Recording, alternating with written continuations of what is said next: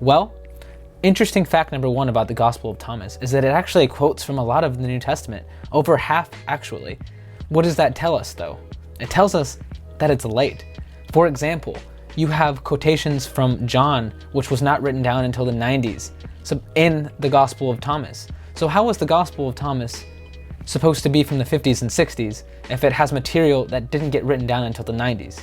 Another interesting problem that arises is when you look at the origins of where this comes from. What I'm referring to is the Syrian development that is inherent in this text.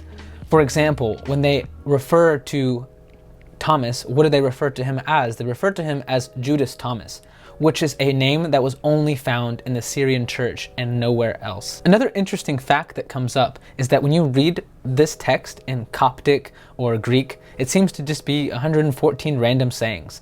But if you translate it into the Syriac language, it actually startlingly has so many connections that make it not a random sayings, but linked interdependently throughout the whole text. So you have distinctive Syrian sayings, you have Judas called Judas Thomas, you have Syriac catchwords, and you have over 1/2 of the New Testament accounted for in the Gospel of Thomas.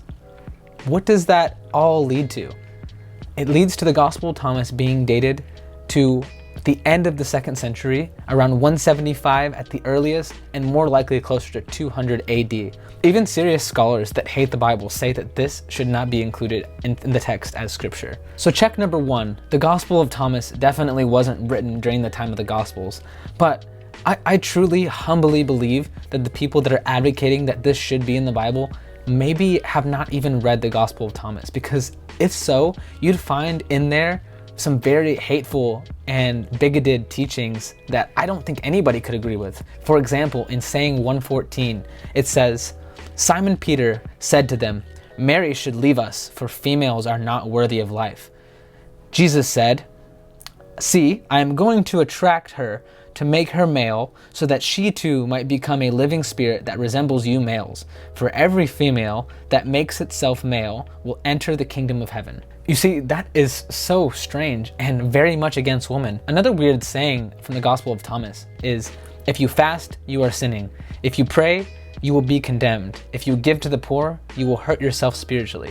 Once again, these quotes seem very, very outlandish compared to the other New Testament gospel teachings.